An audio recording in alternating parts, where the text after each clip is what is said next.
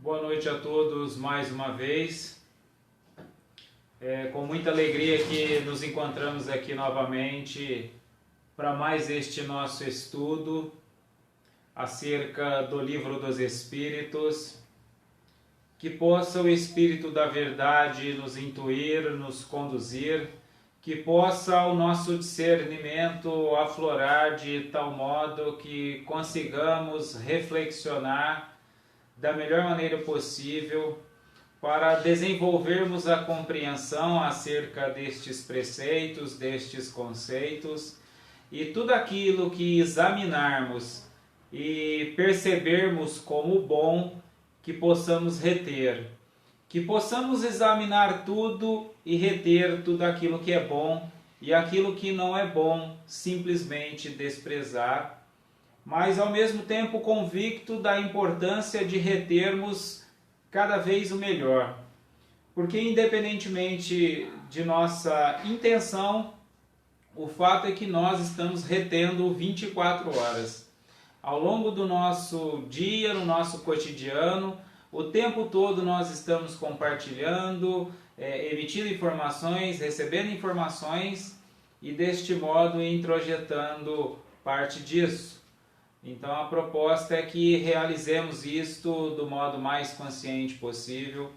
E neste caso, neste momento específico, acerca do estudo do Livro dos Espíritos, podermos apreender as concepções, as acepções acerca da doutrina de Allan Kardec, codificada por Allan Kardec, juntamente com a universalidade dos saberes de outros espíritos encarnados e desencarnados, tantos que colaboraram com Kardec na constituição de sua obra da doutrina espírita, tantos encarnados quanto desencarnados, e que possamos então desenvolver esta compreensão e introjetar o que há de melhor.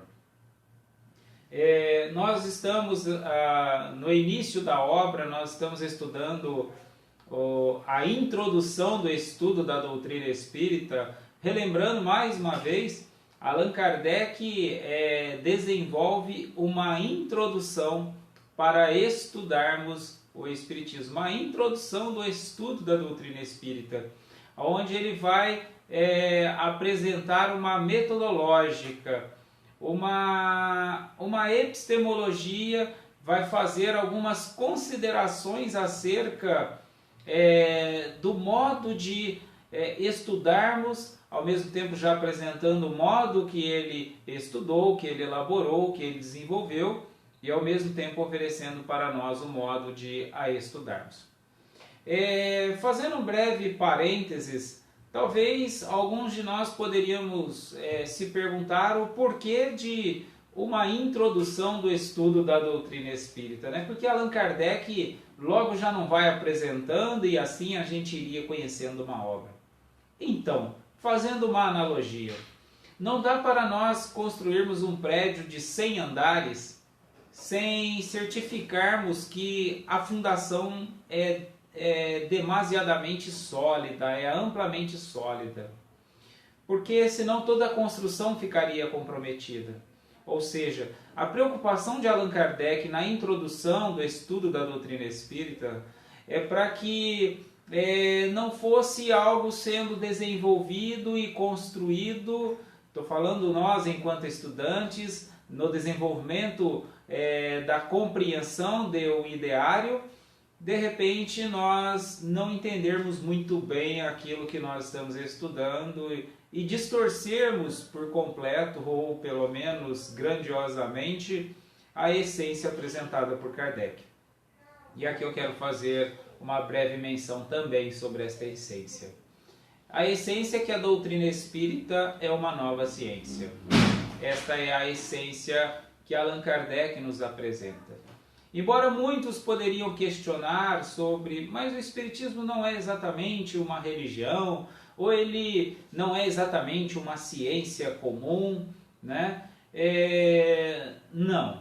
Não no sentido de que Allan Kardec coloca a nova ciência exatamente porque a doutrina espírita transcenderia os paradigmas comuns, né? Uma coisa que é utilizado nas academias científicas, e falo isso enquanto acadêmico também, né? É um chamado consenso científico, né? O que muitos desavisados, não conhecedores profundos da epistemologia, é que não percebe que consenso não tem nenhuma relação com factualidade, não tem nenhuma relação com verdade. Ou seja, as verdades não consistem do número de pessoas de que nelas creem. Ou seja, não importa se 1 bilhão de pessoas está dizendo que uma coisa é verdade, não faz disso verdade ou não. Não muda o fato daquilo ser verdade ou não, chegarem num consenso que aquilo é uma verdade ou não. Então, consenso científico é um termo do qual Allan Kardec teve uma atenção muito grande. Allan Kardec literalmente desprezou por completo, jogou no lixo todos os consensos científicos, porque consenso implica em reprodução, ou seja, consenso implica que eu não serei capaz de observar e dar uma nova resposta, apresentar uma nova tese, uma nova teoria. Porque se eu partir da premissa de que estruturarei algo a partir de um consenso, implica que, em outras palavras, eu estou dizendo mais ou menos assim: não importa se é verdade ou não, se decidiram, vou fazer de conta que é verdade, e a partir daqui desenvolver um edifício. Observe bem como é crítico, ou seja, não importa se a base do edifício será construída ou não, só porque decidiram deliberadamente que foi construído, a partir de agora eu começo a desenvolver o edifício. Por mais lindo que ele seja, por mais belo que ele seja, ele é completamente frágil. Ele pode desabar a qualquer momento, com um mínimo de assopro, se este assopro for certeiro. Fazendo uma analogia, utilizando uma linguagem metafórica, obviamente. Mas aqui só elucidando a importância, mais uma vez, da introdução do estudo da doutrina espírita. Porque de nada adiantaria uma doutrina que explicasse maravilhosamente tudo, que preenchesse, que fizesse, que acontecesse uma doutrina perfeita, se de repente alguém percebesse uma base fragilizada e com um pequeno assopro desmantelasse todo este edifício. Então esta foi a maior preocupação de Kardec. Um edifício, ou seja, uma doutrina que fosse impossível de ser refutada. E ele desenvolveu uma metodológica da qual nela é introduzido um elemento que faz com que ela seja irrefutável, incontestável. Alan, como assim incontestável? Simples, se a ciência comum provar que ela está equivocada em algum ponto, ela abandona este ponto e corrobora com aquilo que a ciência está apresentando. Em outras palavras, Allan Kardec estava dizendo que a doutrina espírita, embora uma nova ciência, ela não despreza a ciência comum, bem pelo contrário, ela se desenvolve com a ciência comum, ela não despreza a ciência comum. E por este fato a doutrina é então também uma ciência comum, né? Por que ela também é uma ciência comum? Porque ela utiliza-se da ciência comum para desenvolver-se. Agora, por que nós não poderíamos dizer que ela é exatamente uma ciência comum? Porque a ciência comum está num ponto e a doutrina está além desse ponto, ou seja, a doutrina espírita como nova ciência, ela vai além da ciência. Então ela não era nova ciência no século XIX. Ela sempre será nova ciência, porque ela sempre estará na vanguarda da ciência comum. É como se estivesse um eixo sólido que mantivesse a doutrina espírita bem além da ciência comum. Mas ela estivesse ligada com a ciência comum como eixo sólido, ou seja, quanto mais a ciência comum desenvolver-se, mais a doutrina espírita se desenvolverá. Logo, a doutrina espírita sempre estará na vanguarda da ciência comum. Assim, Allan Kardec estabelecera os pressupostos, os elementos epistêmicos, a metodológica da qual a doutrina se origina, se estrutura e se mantém. Parece um pequeno detalhe, mas faz toda a diferença para quem quer de fato uma doutrina que ofereça uma possibilidade de fé inabalável.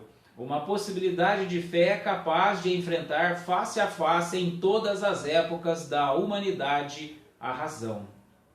Esta é a robusteza, esta é a força suprema que a doutrina espírita apresenta. Por isso ela é irrefutável e é constituída de tal modo que ela sempre será.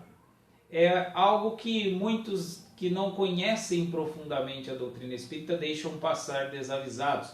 Muitos, obviamente, que não a estudam, né? A supõem um tanto diferente disso que eu estou apresentando, e com isso poderia supor que a doutrina espírita em dado momento estaria ultrapassada.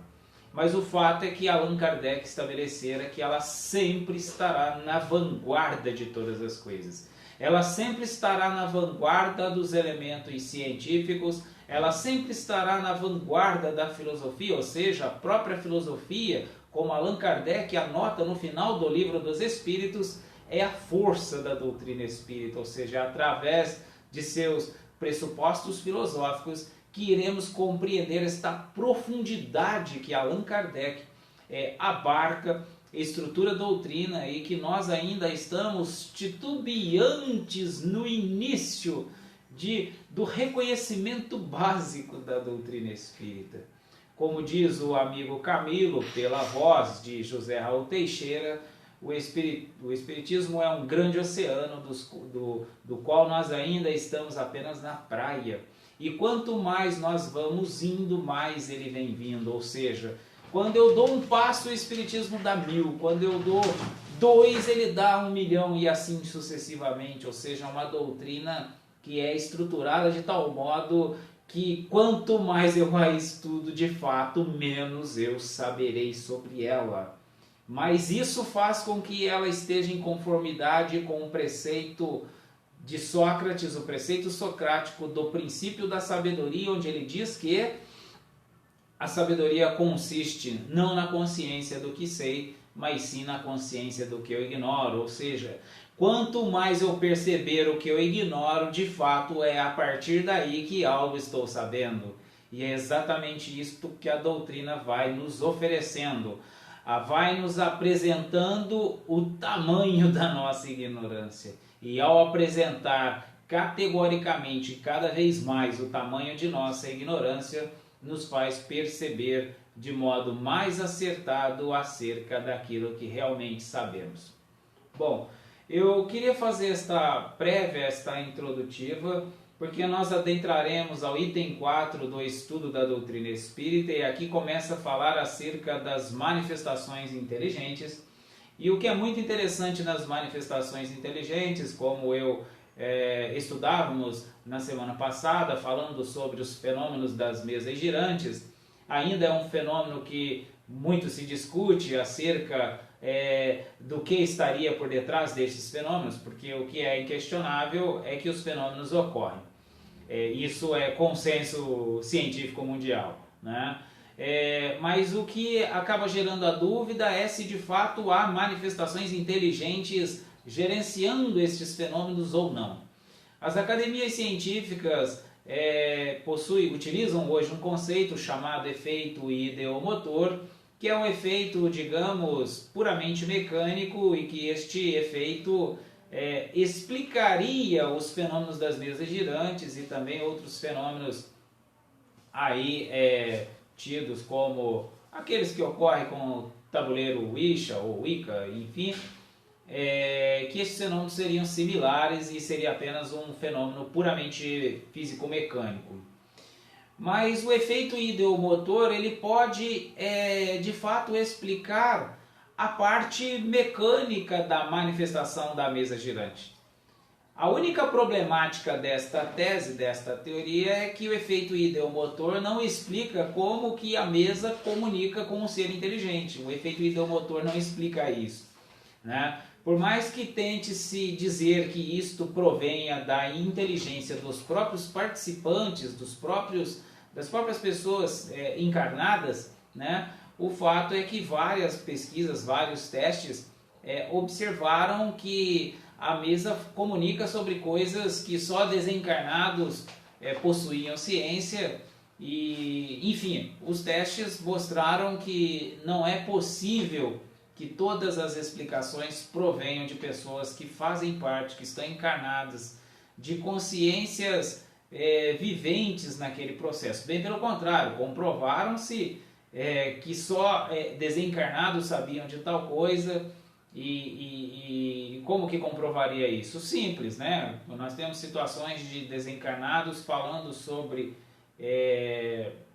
segredos que compartilharam com encarnados, enfim, informações, uma série de testes, eu não vou aprofundar, mas vou fazer uma recomendação. Quem quiser entender um pouco mais sobre os fenômenos das mesas girantes, há um estudo recente desenvolvido pela Sociedade Europeia de Estudos neuropsíquicos,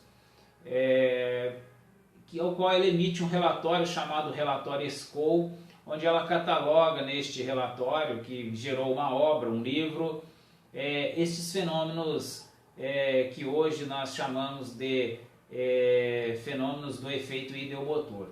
Mas estas pesquisas mostraram, mais uma vez, uma pesquisa que perpassou por um período de 2 ou 4 anos, onde fizeram vários testes e comprovaram por A mais B as manifestações inteligentes extracorpóreas.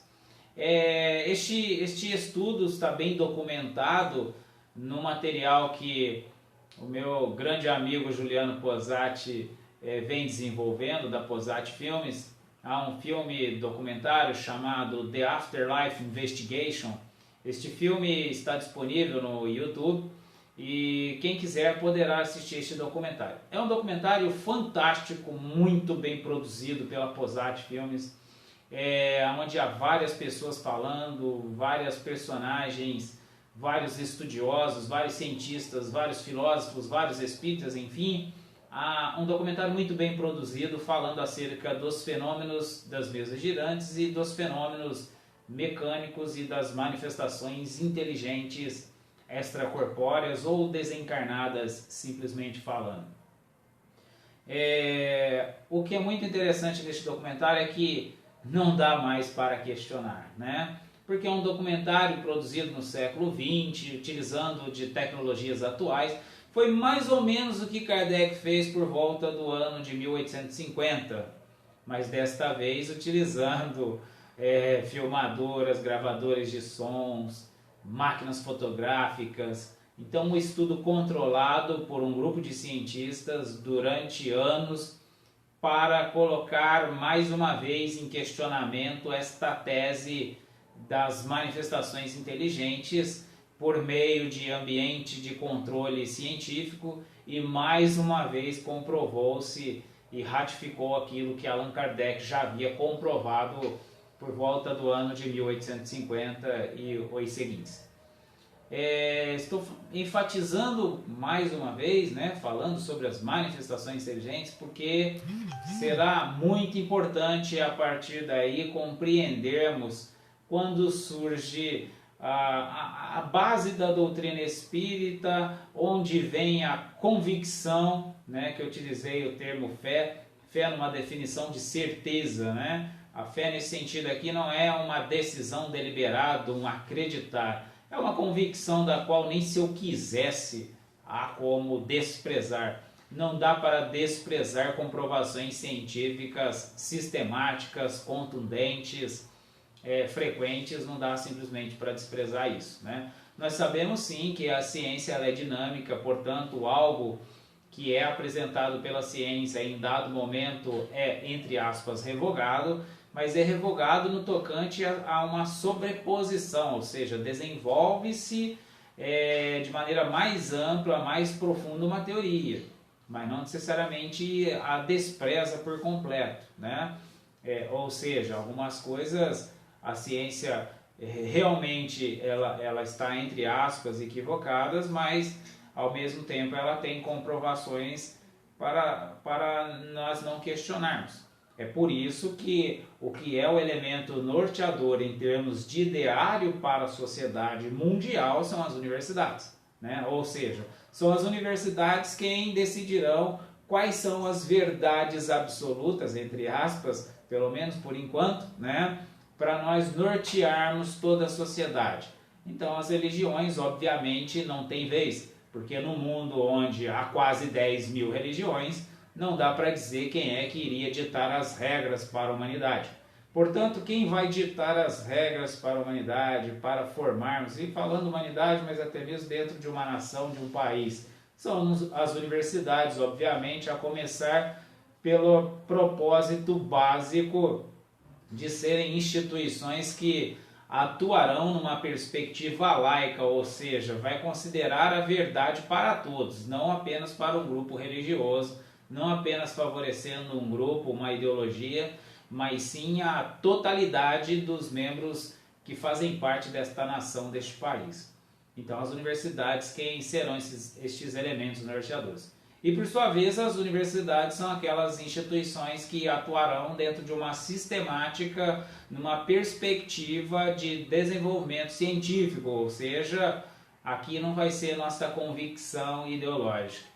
Vai ter que ser a ciência para nortear, para decidir o que é verdade, o que não é, o que é fato, o que não é, e o que vai ser apresentado para a própria sociedade, inclusive para o próprio governo da sociedade, o qual nós chamamos como ente maior, o Estado de Direito, para que a partir daí ele promulgue constituições, promulgue legislações, né, para que norteie esta sociedade e todos possam viver de modo harmônico, da melhor maneira possível, embora a própria Constituição em seu preâmbulo faça menção sobre as bênçãos de Deus está norteando esta sociedade. Mas embora ela faça esta menção em seu preâmbulo, o fato é que tudo ali provém da doutrina jurídica, da doutrina da ciência sociológica, né, da sociologia, da filosofia, enfim, daquilo que nós tomamos como ciência em nossa sociedade.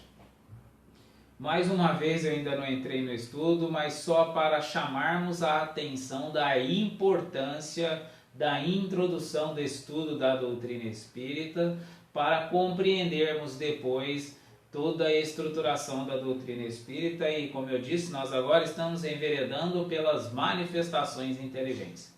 Porque se é óbvio as inteligências extracorpóreas e inquestionável para aqueles que estudaram, o fato é que ela ainda é muito duvidosa para muitos, né?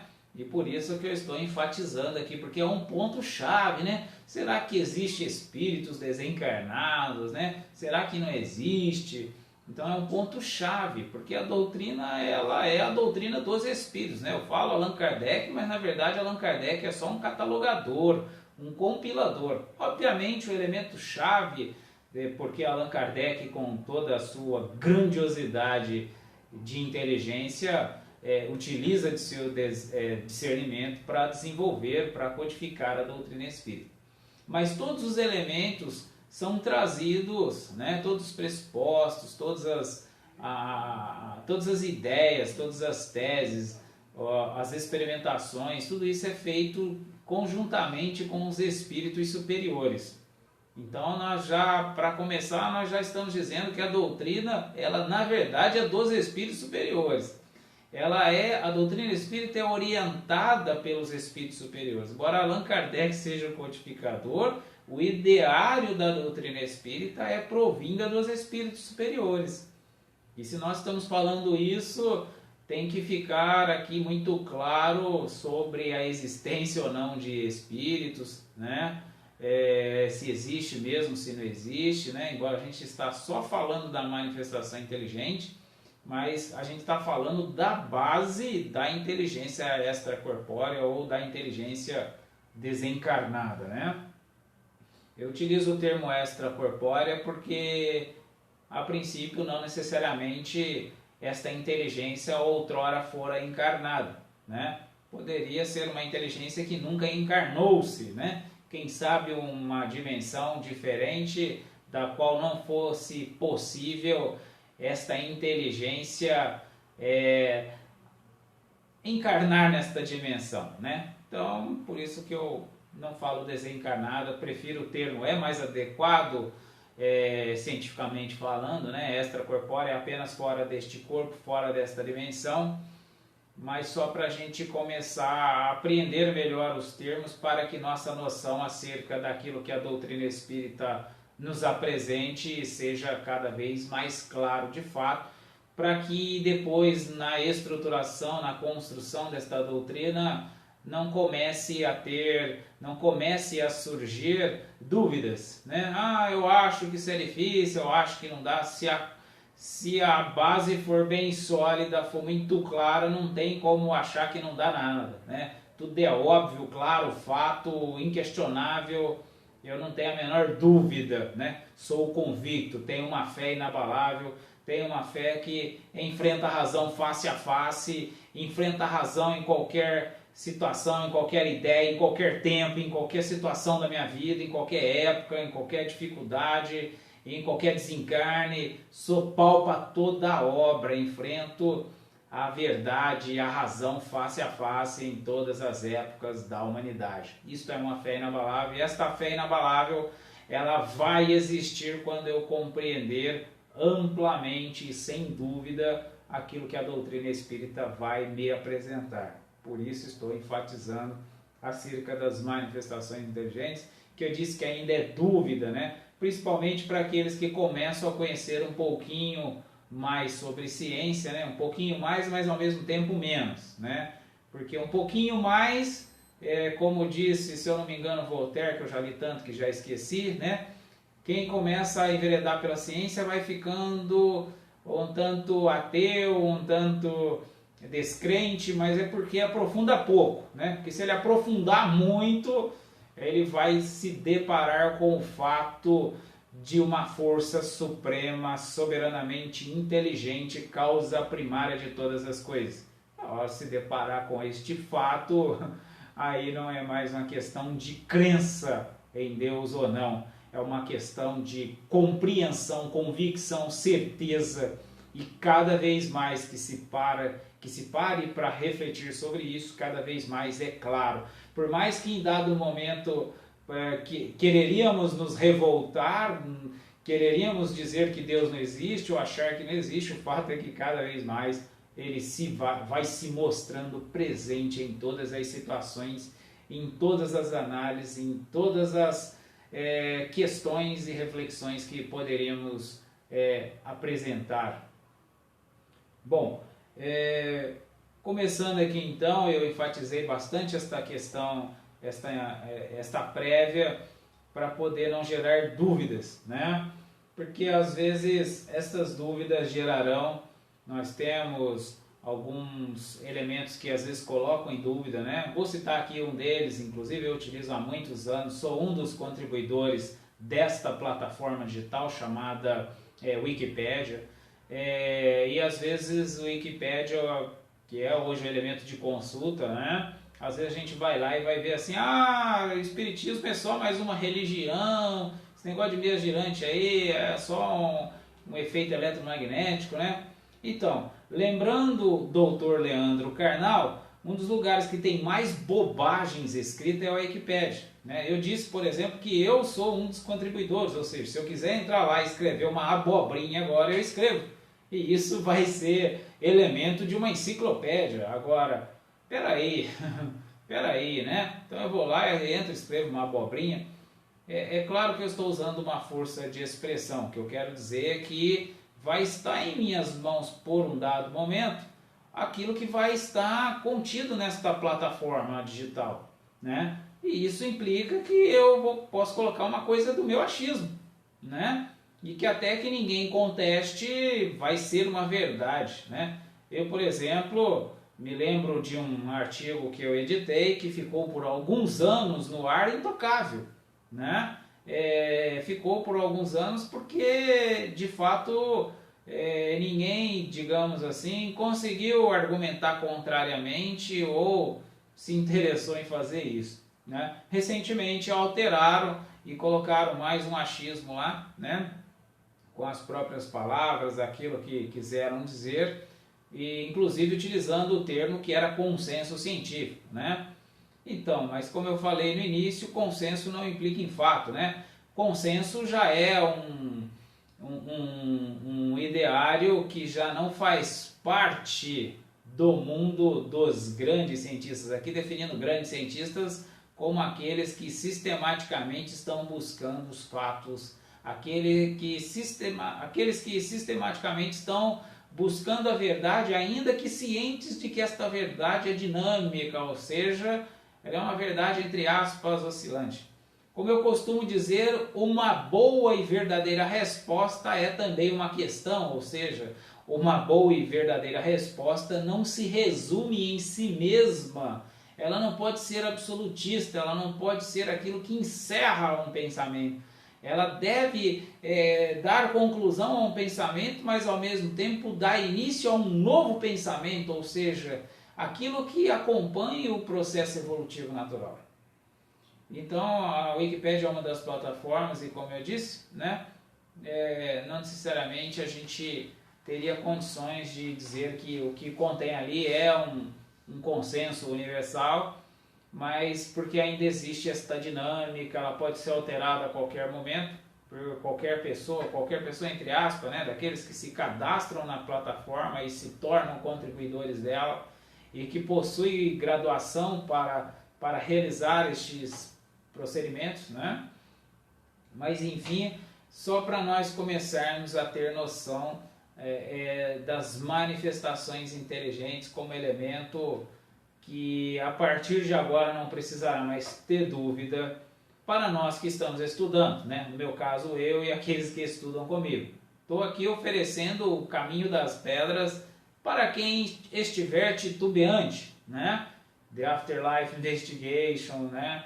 Estou aqui falando da Wikipédia, estou falando aqui da epistemologia, mas tudo isso para deixar claro, né, onde a doutrina se origina e o porquê que a partir disso se torna uma base e as manifestações inteligentes, então, acabam não sendo mais dúvida para Allan Kardec e para nós aqui também não, porque o que nós iremos observar é cada vez mais a factualidade destas manifestações inteligentes, inclusive gerenciando continuamente nossa atualidade, nosso tempo, né?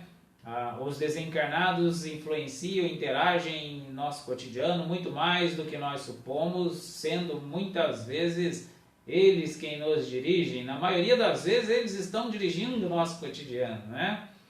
A gente não tem muita consciência disso, né?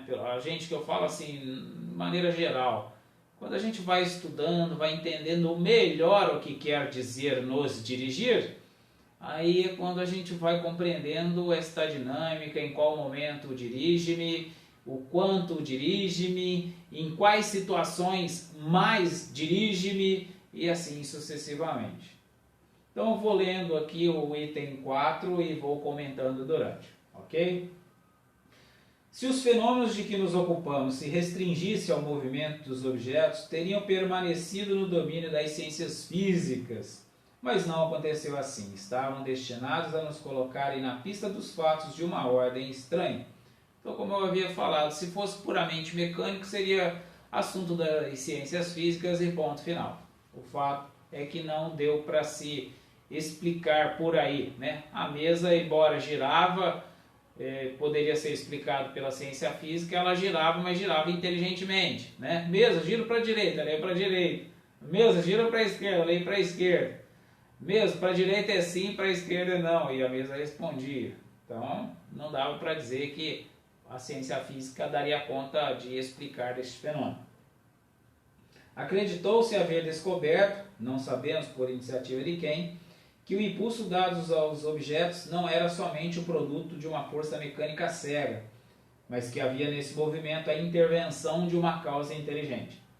Esta via, uma vez aberta, oferecia um campo inteiramente novo de observações. Era o véu que se levantava sobre muitos mistérios. Mas haverá realmente, neste caso, uma potência inteligente? Essa é a questão. Se essa potência existe, o que é ela? Qual sua natureza? Qual a sua origem? É ela superior à humanidade? Tais são as outras questões que decorrem da primeira. Olha como que Allan Kardec questiona enquanto cientista, né? Identificou esta inteligência, mas ela é superior à humanidade? É inferior? Né? Que nível de inteligência? Que tipo de inteligência, né? Qual que é a origem dessa inteligência? Provém dos próprios encarnados, de desencarnados? É a inteligência dos animais que refletem nas mesas? É a inteligência das pedras? Qual que é a origem dessa inteligência, né? As primeiras manifestações inteligentes verificaram-se por meio de mesas que se moviam e davam determinados golpes, batendo um pé, e assim respondiam, segundo o que se havia convencionado, por sim ou por não, à questão proposta, que eu havia falado sobre a mesa responder sim e não. Até aqui nada de seguramente convincente para os céticos, porque podia crer-se no efeito do acaso. Outra observação importante, Allan Kardec, como eu já afirmei aqui outras vezes, era um cientista altamente cético, né? E, inclusive, é um dos motivos que faz com que a doutrina seja tão robusta, tão irrefutável ou completamente irrefutável, tal qual ela é. Porque Allan Kardec era profundamente cético. Em seguida, obtiveram-se respostas mais desenvolvidas por meio das letras do alfabeto. Dando ao móvel o número de ordem de cada letra, chegava-se a se formar palavras e frases que respondiam às questões propostas. Que eu falei similar ao tabuleiro Ouija, né? Que você coloca lá umas letras lá e aquilo vai apontando para aquelas letras. Como aquele fenômeno dos copos, que também é comumente conhecido, né? A justeza das respostas e sua correspondência com a pergunta provocaram a admiração. O ser misterioso que assim respondia, interpelado sobre a sua natureza, declarou que era um espírito ou gênio. Deu o seu nome e forneceu diversas informações a seu respeito. Olha o que a mesa faz, né? Falou que era um espírito, deu o nome e uma série de informações. Esta é uma circunstância muito importante a notar. Ninguém havia então pensado nos espíritos como um meio de explicar o fenômeno. Foi o próprio fenômeno que revelou a palavra. Olha que coisa curiosa. Então foi o próprio fenômeno que disse do que se tratava aquele fenômeno. Não foi uma teoria que alguém apresentou e falou, vamos testá-la se ela é fato ou não. Parece um detalhe, mas o fato de eu estabelecer uma premissa é aquilo que eu falei no início. Eu já comprometi tudo que for estruturado a partir daí, porque esta premissa, se for em verdade, tudo que virá será em verdade, né? Por mais bem construído isso possa se dar, né? Agora, quando o próprio objeto analisado apresenta a premissa, significa que esta premissa não é minha, cientista ou observador, é o próprio objeto observado revelando-se sobre si mesmo e, com isso, dando condições para que eu vá além de minha própria observação enquanto observador, ou seja, não, o objeto observado não fica refém do cientista, né? É isso que Allan Kardec diz que é muito importante anotar. O próprio objeto observado foi se revelando e dando teoria sobre si mesmo, né? Ninguém havia pensado, né? Foi o próprio fenômeno que revelou a palavra. Fazem-se hipóteses frequentemente nas ciências exatas para se conseguir uma base ao raciocínio, mas neste caso não foi o que se deu. A ciência exata tem uma fórmula, ou seja, tem uma premissa, né? E neste caso aqui foi além, ou seja, é como se a própria conta apresentasse sua fórmula, né? Para poder chegar numa exatidão.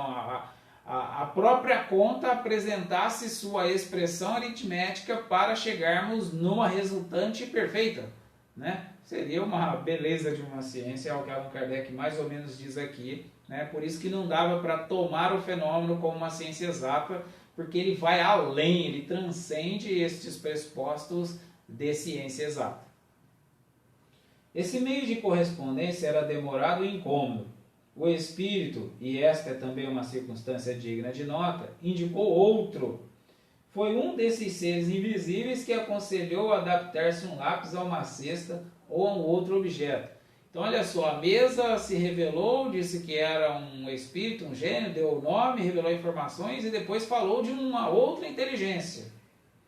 E esta outra inteligência, então, aconselhou adaptar um lápis a uma cesta em algum outro objeto e fazer aquela mesinha, né? Aquela prancheta, que Allan Kardec chama de prancheta, né? Onde a partir daí começam a surgir elementos escritos de inteligências desencarnadas, né? Eu não vou utilizar os termos que Kardec utiliza, taquigrafia, para a gente não confundir e tal, tictografia, mas só para tentar ser mais claro, né? É um instrumento que ele fez de lápis preso numa prancheta, numa tábua, e aquilo escrevia num papel, porque o médium, né, a pessoa ali que estava fazendo aquela análise, colocava a mão na mesinha, na prancheta, e a prancheta se mexia, o lápis escrevia e trazia essas informações. A cesta posta sobre uma folha de papel é movimentada pela mesma potência oculta que faz girar as mesas, mas em lugar de um simples movimento regular, o lápis escreve por si mesmo, formando palavras, frases, discursos inteiros de muitas páginas, tratando das mais altas questões de filosofia, de moral, de metafísica, de psicologia, etc. E isso com tanta rapidez como se escrevesse à mão. Imagine só, né? Uma pessoa adapta um lápis numa prancheta, né? Coloca a mão ali e de repente aquilo começa a escrever, formando palavras e frases, discursos de muitas páginas, tratando das mais altas questões de filosofia. Como pode isso ser efeito ideomotor, né? Efeito puramente mecânico, tratando das mais altas questões de filosofia, de moral, de metafísica, né? De psicologia, enfim, discursos, teorias, ideários que estavam muito além daquilo que comumente era escrito, né? E ainda com uma rapidez enorme, que superava a rapidez de qualquer pessoa que escrevesse com as próprias mãos. Esse conselho foi dado simultaneamente na América, na França e em diversos países.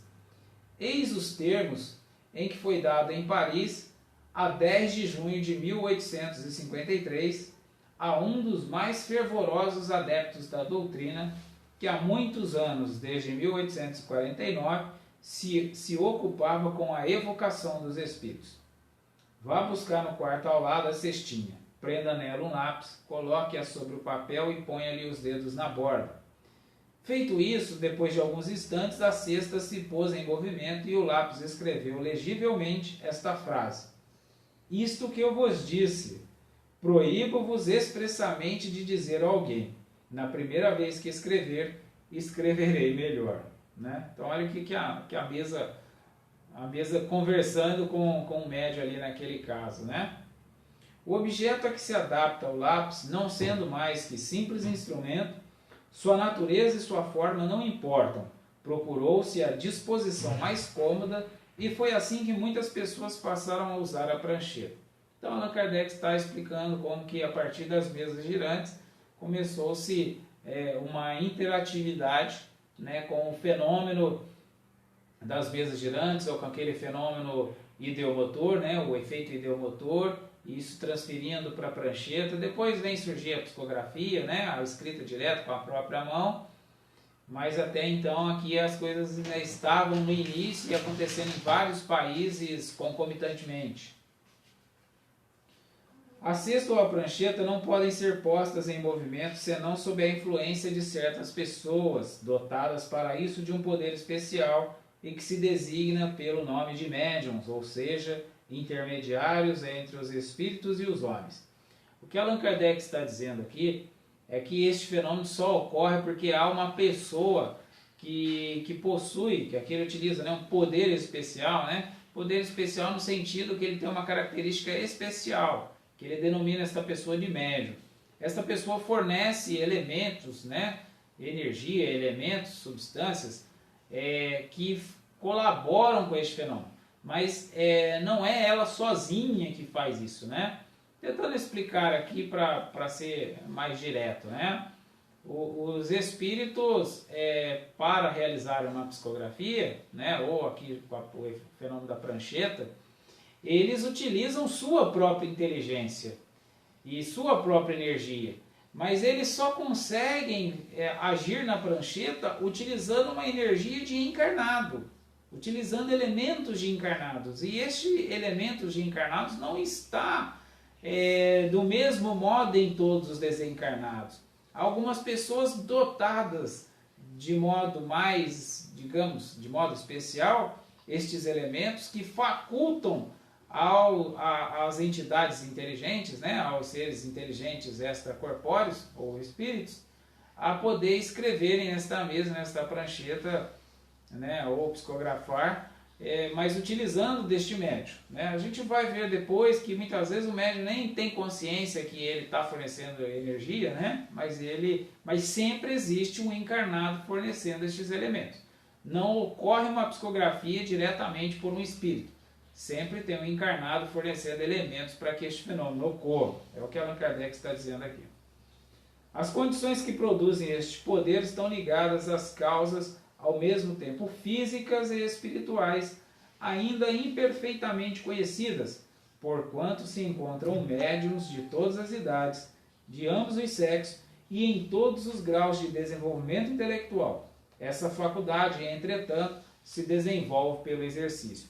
Então, Allan Kardec constata que o médium, né, o ser encarnado, possuente de faculdade mediúnica, não tem relação com idade, com sexo, né? Não tem relação com grau de desenvolvimento intelectual. Isso pode estar em qualquer pessoa, em qualquer idade.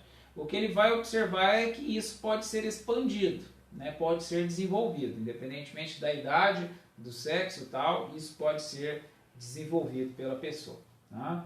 Bom, aqui fazendo o encerramento deste item 4, da introdução desse estudo da doutrina espírita, que nós estamos falando sobre a manifestação inteligente. Aqui eu enfatizei um pouco esta questão, né, que é crucial aqui para começarmos a compreender melhor sobre a doutrina espírita, né, que são os espíritos que ditam a doutrina Allan Kardec, aqui para a gente compreender onde é que surge.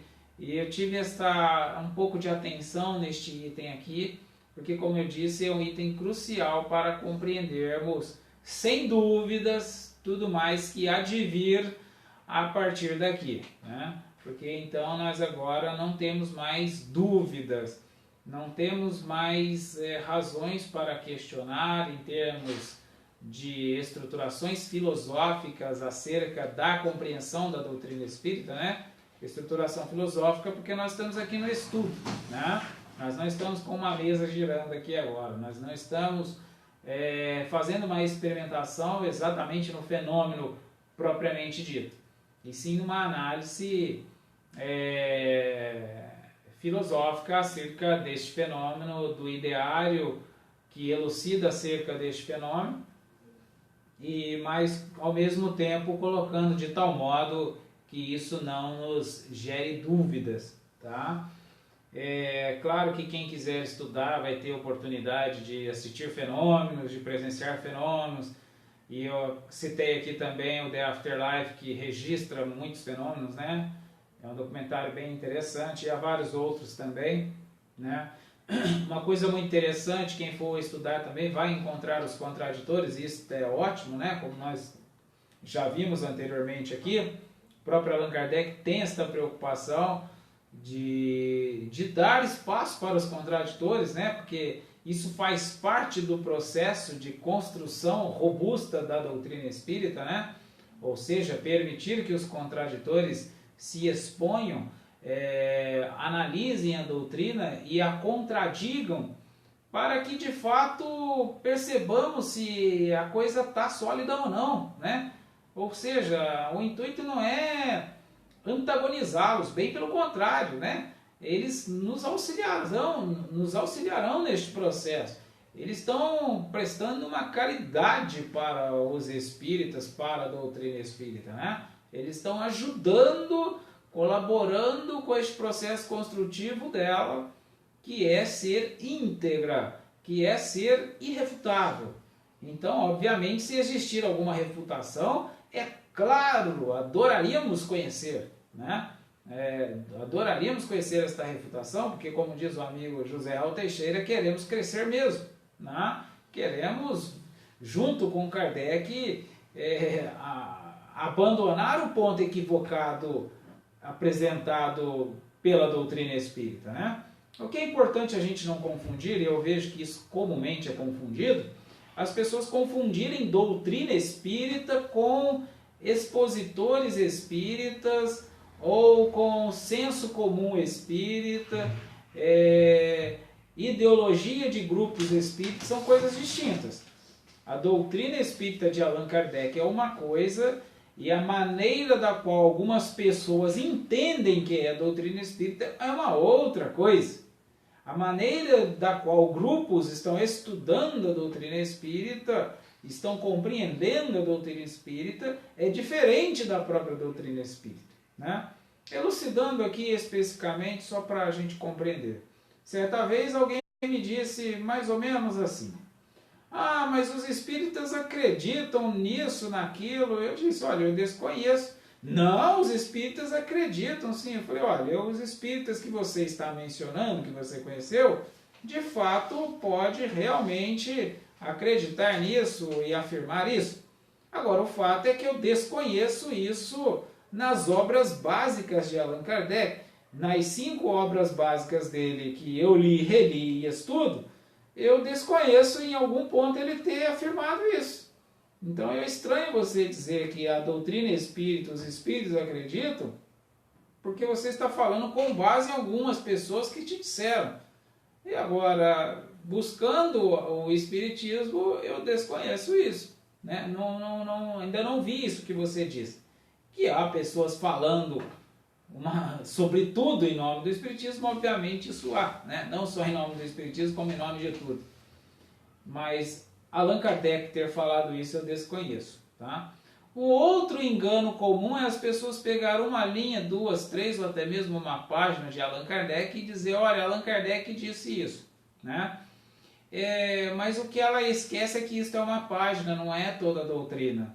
Ou seja, Allan Kardec às vezes diz uma coisa numa página, mas para a gente entender a profundidade que ele utiliza para falar sobre esta página, nós teríamos que entender todas as outras páginas dele para afirmarmos categoricamente o que ele quis dizer, o que ele disse de fato, ou pelo menos de maneira mais próxima do fato, naquela página. Eu não posso pegar uma linha de Allan Kardec, né, e dizer que, por exemplo, Allan Kardec disse que a doutrina espírita é realmente nascida das mesas girantes, e mesa girante é um fenômeno mecânico. Não, mas Allan Kardec não disse isso, né? Ele disse realmente que a doutrina surge a partir das mesas girantes, né? Mas como assim surge, né? É a mesma coisa que eu dizer que Thomas Edison disse que a lâmpada surge a partir do Sol. Tá, realmente foi a partir do Sol, mas o ponto que ele atingiu da invenção da lâmpada já estava muito distante, muito além de um dia ele caminhando pela rua, olhando o sol, imaginando um dia criar algo artificialmente similar a uma luz solar, né? Claro que uma lâmpada em si já foi muito além. E se eu disser que Thomas Edison é verdade que ele disse que a lâmpada ele inventou a partir do sol, seria verdade, né? Mas como assim? Como que eu coloco essa situação? Que ele iria até o sol pegar uma porção para construir lâmpada, né? Obviamente que não. Enfim, só analogando para nós entendermos esta complexidade, que embora muito de simples entendimento, mas complexo, não porque em si a doutrina espírita é complexa ou que eu esteja apresentando aqui seja complexo, mas porque consegue-se muitas vezes uma complexa confusão e às vezes para a gente desconfundir isso nos gere uma necessidade de uma certa complexidade. Mas não porque a doutrina é complexa, bem pelo contrário, muito simples. As mesmas giraram e vamos analisar o que é, e a ciência física não responde, ponto final, né? Mas às vezes cria-se tanta confusão, inclusive em nome de supostas ciências ou de cientificismos, e aí, porque não entendem muito bem a diferença de cientificidade, cientificismo, ciência, nova ciência, acaba fazendo uma confusão danada, e com isso não compreendem muito bem a doutrina e acabam desavisadamente afirmando sobre a doutrina espírita não proceder ou não fazer sentido, ou ser uma mera religião, ou ser, enfim, aí a partir daí surge uma série de confusões, e o nosso objetivo é compreender muito bem a doutrina espírita para que ela nos sirva de alicerce em nosso cotidiano 24 horas por dia, e não apenas de vez em quando nos momentos de desafios doridos de nossa existência, mas para que ela de fato nos sirva de elemento norteador 24 horas por dia, e mais do que um elemento norteador, algo altamente robusto, uma base sólida que faz com que eu enfrente sem medo de errar todo instante, todo o cotidiano, numa fé inabalável, enfrentando a razão face a face em todas as épocas da humanidade. Bom, a gente vai encerrar nosso estudo aqui. Se tiver alguma pergunta, alguma colocação, porque este estudo é um estudo que tem uma intenção de que seja interativo mesmo, né? Quem quiser fazer alguma sugestão, algum acréscimo, quiser participar no decorrer do estudo, que quiser enviar pergunta, né? Durante o estudo, para a gente ir discutindo o que Allan Kardec vai apresentando aqui, porque o nosso objetivo é fazer uma construção conjunta, pois assim é a proposta da doutrina espírita, uma vez que ela tem uma perspectiva de que seja desenvolvida através da universalidade dos saberes, ou seja, não pode o indivíduo apresentar a doutrina espírita. Indivíduo não pode expor, não tem condições de expor a doutrina espírita, porque ela consiste na universalidade, na totalidade dos saberes ou nas inteligências universais, na totalidade das inteligências do universo, porque só o coletivo pode ser genial, só o coletivo pode ser capaz de apresentar uma verdade factual, e só o coletivo vai estar na vanguarda do indivíduo. Por isso, então, quem quiser fazer sugestões, estamos juntos para aprendermos, desenvolvermos e compartilharmos. Agradeço mais uma vez a companhia de todos, encarnados e desencarnados, que participam deste nosso estudo. Faço votos e esforços de muita paz para todos.